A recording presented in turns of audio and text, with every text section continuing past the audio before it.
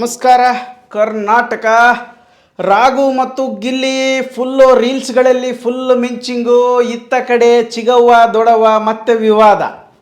ಇದ್ರ ಬಗ್ಗೆ ವಿಚಾರ ಮಾಡಕ್ಕೆ ಮತ್ತು ಚರ್ಚೆ ಮಾಡಕ್ಕೆ ಬಂದು ನಿಮ್ಮ ಮುಂದೆ ಏನಪ್ಪ ಅಂದರೆ, ಇವತ್ತು ಕರ್ನಾಟಕದೊಳಗೆ ಬಿಗ್ ಬಾಸ್ ಸೀಸನ್ 12 ಸ್ಪರ್ಧಿಗಳದ್ದೇ ಎಲ್ಲಿ ಹೋದ್ರೂ ಕೂಡ ಸುದ್ದಿ. ಈ ಕಡೆ ಹೊತ್ತು ಕಡೆ RCB ಡೆಮ್ಮ ಡೆಮ್ಮ ಡೆಮ್ಮ ಡೆಮ್ಮ ಎಲ್ಲರಿಗೆ ಬರ್ಸಾಕೈತಿ. ಅವನು ಮ್ಯಾಚ್ ಗೆಲ್ಲಾಕೈತಾರೆ, 6 ಹೊಡಿತಾರೆ, 4 ಹೊಡಿತಾರೆ, ಏನು ಹೇಳಂಗಿಲ್ಲ ಅದ್ರ ಬಗ್ಗೆ. ಆದರೆ ಇತ್ತ ಕಡೆ ನಮ್ಮ ಕರ್ನಾಟಕದ ಪ್ರತಿಭೆಗಳು ಗಿಲ್ಲಿ ಮತ್ತು ಕಾವ್ಯ ಇವರಿಬ್ಬರು ಸೂಪರ್ ಜೋಡಿ ಅಂತ ಫುಲ್ ಫೇಮಸ್ ಆಗ್ಯಾರ. ಇವರಿಬ್ಬರು ಕಟಿಂಗ್ ಮಾಡಿಸಿದ್ದು ಕೂಡ ಎಲ್ಲ ಕಡೆ ಸುದ್ದಿ ಆಗ್ಯದ. ಇವರಿಬ್ಬರು ಆದಷ್ಟು ಬೇಗ ಗಿಲ್ಲಿ ಮತ್ತು ಕಾವ್ಯ ಇವರಿಬ್ಬರು ಸೇರ್ಕೊಂಡು ಒಂದು ಹೊಸ ಸಿನಿಮಾ ಮಾಡಕತ್ತಾರೆ ಅನ್ನೋ ಸುದ್ದಿ ಒತ್ತು ಕಡೆ ಆಯಿತು. ಅಂತಂದ್ರೆ ಗಿಲ್ಲಿಯನ್ನು ಅಪಾರವಾಗಿ ಪ್ರೀತಿಸುವಂಥ ಹುಡುಗಿ, ಗಿಲ್ಲಿಯನ್ನು ಅಪರಿಮಿತವಾಗಿ ಆತನನ್ನು ಸ್ನೇಹ ಬಳಗದಲ್ಲಿ ತೊಡಗಿಸಿಕೊಂಡಿರುವಂತಹ ರಕ್ಷಿತಾ ನಿಮ್ಗೆಲ್ಲರಿಗೂ ಗೊತ್ತಾ. Rakshita Shetty Bigg Boss season 12 ಪುಟ್ಟಿ, ಟಗರ ಪುಟ್ಟಿ ಅಂತ ಹೆಸರುವಾಸಿ ಆಗಿದ್ಲು. ಕೃಷ್ಣ ಸುಂದರಿ, ಆಕೆ ನೋಡೋಕೆ ಕಪ್ಪಿರ್ಬೋದು ಆದರೆ ಬಿಳುಪಿಲ್ಲ. ಬಟ್ ಆಕೆಯ ಮನಸ್ಸೇನಂತಲ್ಲ ತುಂಬ ತಿಳಿ ನೀಲಿ ಆಗಿರುವಂತಹ ಒಂದು ತಿಳಿ ಬಿಳಿ ಹಾಳೆಯಂತಿರುವ ಮನಸ್ಸು ಹಾಕಿದು. ಸೊ ಆಕೆ ಈಗ ಏನು ಮಾಡಕತ್ತಾಳ, ಗಿಲ್ಲಿಯನ್ನು ಬಿಟ್ಟರೆ ನೆಕ್ಸ್ಟ್ ಫೇಮಸ್ ಆಗಿರೋದೇ ಟಗರು ಪುಟ್ಟಿ ನಮ್ಮ ರಕ್ಷಿತಾ ಶೆಟ್ಟಿ. ಸೊ ಆ ಹುಡುಗಿ ಇವಾಗ ರಾಗಿಣಿ ರಾಘು, ನೀವೆಲ್ಲ ನೋಡಿರ್ಬೋದು. ನೀವು ಗಿಲಿಯಲ್ಲಿ ಒಂದು ಕಾರ್ಯಕ್ರಮ ಮಾಡ್ತಿದ್ದಂಥ ರಾಘು ಈ ವರ್ಷ ಬಿಗ್ ಬಾಸ್ ಸೀಸನ್ಗೆ ಅವರು ಬರಬಹುದು ಎನ್ನುವಂಥ ಬಹುತೇಕ ಖಚಿತಪಡುತ್ತೆ. ಆತನ ಜೊತೆಗೆ ರೀಲ್ಸ್ ಮಾಡಕತ್ತಾಳ. ಮೊನ್ನೆ ಸೇವಂತಿ ಈಗ ನಿದಿರೇನೆ ಬರುತ್ತಿಲ್ಲ ಎನ್ನುವಂಥ ಒಂದು ಹಾಡು. ನಿದಿರೇನೆ ಏನಪ್ಪ ನಮಗೆ ಆಡಕ್ಕೆ ಬರಂಗಿಲ್ಲ ಮಾರ, ಹೊಟ್ಟೆಗೆ ಕೂರ ಏನಾರ ತಪ್ಪಿತ್ತಪ್ಪ ಅಂದ್ರೆ ಆ ಹಾಡಿಗೆ ಒಂದು ರೀಲ್ಸ್ ಮಾಡಿ ಎಷ್ಟು ಚಂದ ಕಾಣಿಸಕತ್ತಾಳು ಮರ. ಆ್ಯಕ್ಟಿಂಗೇ ಮಾಡಿಲ್ಲ, ಆ್ಯಕ್ಟಿಂಗ್ ಆ ಫೀಲ್ಡಿನೊಳಗೆ ಇಲ್ಲ, ಆದರೂ ಕೂಡ ಎಷ್ಟು ಚಂದ ಕಾಣಿಸಕತ್ತಾಳ. ಭಾಳ ಮೇಕಪ್ ಮಾಡ್ಕೊಂಡಿಲ್ಲ, ಆದರೂ ಬ್ಯೂಟಿಫುಲ್ಲಾಗಿ ಕಾಣಿಸಕತ್ತಾಳ. ಅವರಿಬ್ಬರು ಜೋಡಿ ಕೂಡ ಒಂದಷ್ಟು ಮಸ್ತ್ ಅನ್ಸಕತ್ತೈತಿ ನನಗೆ. ಯಾಕಪ್ಪ ಅಂದ್ರೆ ರಾಘು ಕೂಡ ಅದ್ಭುತವಾಗಿರುವಂಥ ಪ್ರತಿಭೆ. ಏನು ಆ್ಯಕ್ಟಿಂಗ್ ಮಾಡ್ತಾನೋ. ಉಮಾಶ್ರೀ ಅವರನ್ನು ಟಚ್ ಮಾಡ್ಬೇಕಂದ್ರೆ ಭಾಳ ಮನಸ್ಸಿಗೆ ತೊಗೋಬೇಕು ಆ್ಯಕ್ಟಿಂಗ.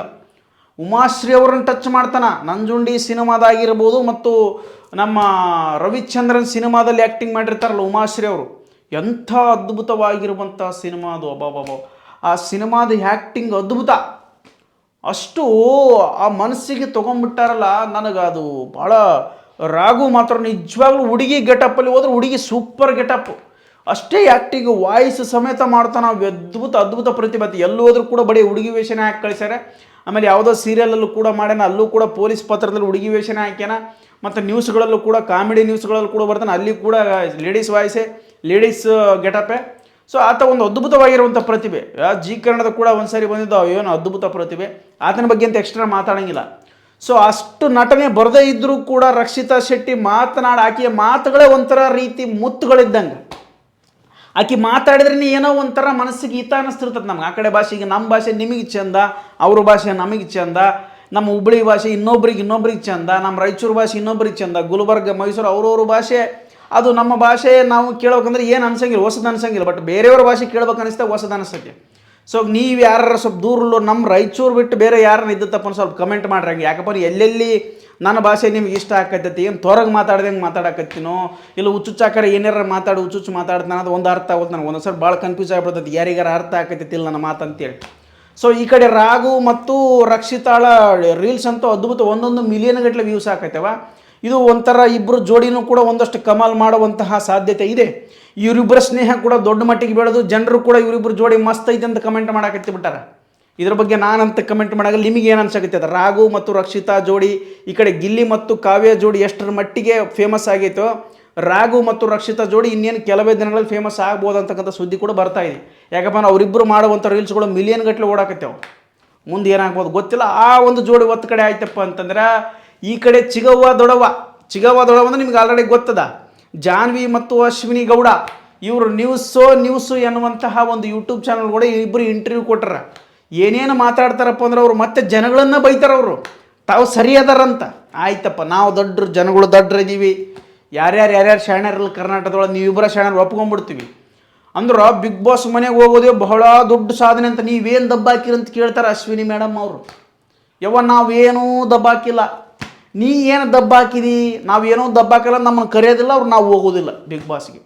ಎಲ್ಲಿ ಮಾತಾಡ್ತಾರೆ ನೀವು ಹೋಗ್ರಿ ಬಿಗ್ ಬಾಸ್ಗೆ. ಎಲ್ಲೋ ಕುಂತ್ಕೊಂಡು ಸೌಟ್ ಹಿಡಿಯೋರು ಕೂಡ ಟ್ರೋಲ್ ಮಾಡ್ತಾ ಇದ್ದೀರಿ, ಹೂ ಕಟ್ಟೋರನ್ನು ಟ್ರೋಲ್ ಮಾಡ್ತಾ ಇದ್ದೀರಿ.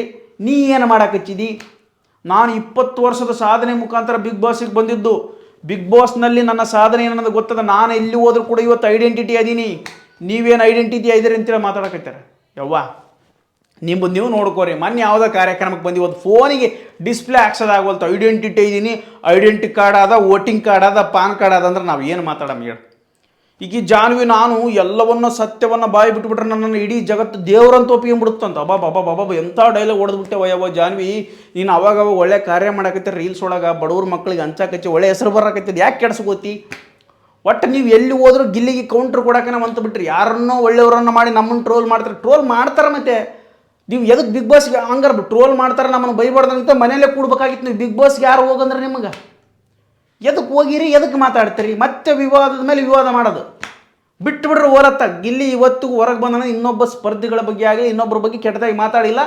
ಈ ಜನರಿಗೆ ಒಂದು ಸ್ವಲ್ಪ ಗೊಂದಲದ ಪ್ರಶ್ನೆಗಳನ್ನು ಕೇಳಿಲ್ಲ, ಗೊಂದಲದ ಉತ್ತರಗಳನ್ನು ಕೂಡ ನೀಡಿಲ್ಲ. ಸೊ ನೀವು ಹಂಗಿರ್ರಿ ಒಂದು ಸ್ವಲ್ಪ. ಯಾಕೆ ಅದ್ರ ಬಗ್ಗೆ ಕಿರಿಕಿರಿ ಮಾಡ್ಕೊತ ಅಡ್ಡಾಡ್ತೀರಿ? ಎಲ್ಲಿ ಹೋದ್ರೆ ನಂದೊಂದು ಎಲ್ಲಿ ತಂದಿಡಲಿ ಅಂತೇಳಿ. ಅಶ್ವಿನಿ ಮೇಡಮ್ ಅವ್ರು ಕೇಳ್ತಾರೆ ನೀವು ಬಿಗ್ ಬಾಸ್ಗೆ ಹೋಗಿ ತೋರಿಸಿ ಅಂತ. ನಾವು ಹೋಗೋದಿಲ್ಲ, ನಮ್ಗೆ ಬೇಕಾಗಿಲ್ಲ ಬಿಗ್ ಬಾಸು. ನಮಗೆ ಗೊತ್ತದ ನಾವು ಅಲ್ಲಿ ಈಜಾಡೋದಾಗೋದಿಲ್ಲ, ನಮಗೆ ಅಲ್ಲಿ ಹೋಗಿ ಗೆಲ್ಲೋದಾಗೋದಿಲ್ಲ. ಗೆದ್ದರೂ ಗೆಲ್ಲಬೋದು ಅನ್ನೋಕ್ಕೆ ನಮಗೆ ಇಷ್ಟ ಇಲ್ಲ, ನಮಗೆ ಬೇಕಾಗಿಲ್ಲ ಅಂತ ಬಾಳೆವು. ಪ್ರಶ್ನೆ ಜನಗಳ ವಿರುದ್ಧ ಮಾತನಾಡುವಾಗ ಒಂದಷ್ಟು ಎಚ್ಚರಿಕೆಯಿಂದ ಮಾತನಾಡಬೇಕು. ಏನು ನೀವ ದೊಡ್ಡ ಶಾಣ್ಯರಲ್ಲ.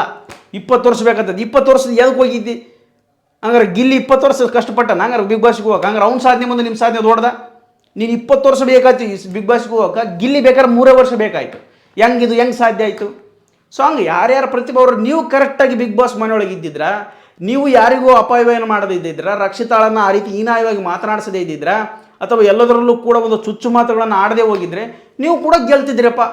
ಆಯ್ತು, ಗೆದ್ದಾನ ಸೋತಿರಿ ಮನೆ ಒಂಟಿರಿ ಉಮ್ತಿರಿ ತಿಂತಿರಿ ಮಕ್ಕಂತಿರಿ ಮತ್ತೆ ಯಾಕೆ ಚರ್ಚೆ ಅದ್ರದ್ದು 100 ಯಾಕೆ ಚರ್ಚೆ ಮಾಡೋಕೆ ಹೋಗಿರಿ ಅಂತ ನೋಡ್ರಿ. ಮೇಡಮರ ಚಿಗವ ದೊಡವ ನಾನು ಇಬ್ಬರಿಗೆ ಹೇಳೋದು ಇಷ್ಟ. ನೀವು ಎಷ್ಟು ತೋಡ್ತೀರಿ ಅಷ್ಟು ಎಬ್ಬಿಸ್ತಾರೆ ನಮ್ಮ ಮಂದಿ. ಕಿತಾಪತಿ ಹೆಂಗಸ್ರಿ ಅಂತ ಟೈಟ್ಲೇ ಕೊಟ್ಟುಬಿಟ್ಟಾರ. ಮತ್ತೆ ನೀವು ಕಿತಾಪತಿ ಮಾಡ್ಕೊಂತ ಟ್ರೋಲ್ಗಳ ಮೇಲೆ ಟ್ರೋಲ್ ಆಗ್ಬೇಕಂತ ಕೂತ್ಬಿಟ್ರಿ. ನೀವು ಏನೂ ಮಾಡೋಕ್ಕೆ ಬರಂಗಿಲ್ಲ. ಅದು ಯಾರು ಸರಿ ಮಾಡಿ. ನಿಮ್ಗೆ ದೊಡ್ಡ ಐಡೆಂಟಿಟಿ ಐತೆ ಅಂದ್ರೆ ಏನು? ಬಿಗ್ ಬಾಸ್ಗೆ ಹೋಗಿ ಬಂದ ಮೇಲೆ ನಿಮಗೇನು ಲಕ್ಷಗಟ್ಟಲೆ ಸಂಬಳ ಬರೋಕೈತೆ ಈ ತಿಂಗಳ? ಏನು 50 ಕೋಟಿ ಗಟ್ಟಲೆ ದುಡಿಯೋಕೆ ದುಡಿಯೋಕೆ ಏನು ಇಲ್ಲ. ಅದೇ ನ್ಯೂಸ್ಗಳಲ್ಲಿ ಆ್ಯಂಕರ್ ಆಗಿ ವರ್ಕ್ ಮಾಡಕತ್ತೀರಿ, ಅದೇ ಸಿನಿಮಾ ಮಾಡಕತ್ತೀರಿ. ಏನೋ ಬದಲಾವಣೆ ಆಗೈತೆ. ಬಟ್ ಬಿಗ್ ಬಾಸ್ಗೆ ಹೋಗಿ ಬಂದ ನಂತರ ಗಿಲ್ಲಿಯ ಜೀವನ ಸಂಪೂರ್ಣ ಬದಲಾವಣೆ ಆಗೈತೆ. ನೋಡ್ರಿ ಅವ್ನ ಕ್ರೇಜ್ ಯಾವ ಮಟ್ಟಿಗೆ ಅದ ಅದನ್ನು ತಿಳ್ಕೊಂಡು ಮಾತಾಡ್ರಿ. ಸುಮ್ಮನೆ ಹುಚ್ಚು ಮಾತಾಡೋಕೆ ಹೋಗ್ಬೇಡ್ರಿ. ನೀವು ಎಲ್ಲಿಗಾರ ಹೋಗಿ ಬಂದಿರಿ ಅಂದ್ರೆ ನಿಮಗೆ ದುಪ್ಪಟ್ಟಾಗಬೇಕು ವ್ಯಾಲ್ಯೂ. ಅದಕ್ಕಂತಾರೆ ಜೀವನ ಅಂತ. ಗಿಲ್ಲಿ ಹೋಗಿ ಬಂದ್ರೆ ದುಪ್ಪಟ್ಟಾಗತ್ತೆ ವ್ಯಾಲ್ಯೂ. ದೊಡ್ಡ ಸಿನಿಮಾ ಸ್ಟಾರ್ ನಟನ ರೇಂಜಿಗೆ ವ್ಯಾಲ್ಯೂ ಬದಲಾಗೈತಿ. ಸೊ ಅಂಥವ್ರಿಗೆ ವ್ಯಾಲ್ಯೂ ಕೊಟ್ಟು ಸ್ವಲ್ಪ ಮಾತಾಡ್ರಿ. ನಿಮ್ಮ ಟ್ರೋಲ್ ಮಾಡ್ಯಾರ 100 ಜನ ಮಾಡಿರ್ತಾರೆ. ನೀವು ಮಾಡಿರೋಂಥ ತಪ್ಪುಗಳೇ ಟ್ರೋಲ್ ಮಾಡಿರ್ತಾರೆ. ಅದ್ರ ಬಗ್ಗೆ ಭಾಳ ಚರ್ಚೆ ಹೋಗ್ಬೇಡ್ರಿ. ಪದೇ ಇಂಥ ಮಾತುಗಳನ್ನ ಆಡ್ತಾ ಮತ್ತಷ್ಟು ಸಣ್ಣವರಿಂದ ನೀವು ದೊಡ್ಡ ಮಾತುಗಳು ಅನ್ಸಾಡಕ್ಕೆ ಹೋಗ್ಬೇಡ್ರಿ ಅಂತ ಹೇಳ್ತಾ, ಗಿಲ್ಲಿಗೆ ಶುಭವಾಗಲಿ. ಗಿಲ್ಲಿ ನೀವು ಎಷ್ಟೆಷ್ಟು ಮಾತಾಡ್ತೀರಿ, ನೀವು ಎಷ್ಟೆಷ್ಟು ಅವನ ಬಗ್ಗೆ ಹುರ್ಕೋತೀರಿ, ಅಷ್ಟು ದೊಡ್ಡ ಮಟ್ಟಿಗೆ ಅವನು ಪಕ್ಕ ಬೆಳೆದೇ ಬೆಳಿತಾನೆ ಅಂತ ಹೇಳ್ತಾ ಈ ವಿಡಿಯೋ ನಿಮಗೆ ಮುಗಿಸಕತ್ತೀನಿ. ಧನ್ಯವಾದಗಳು.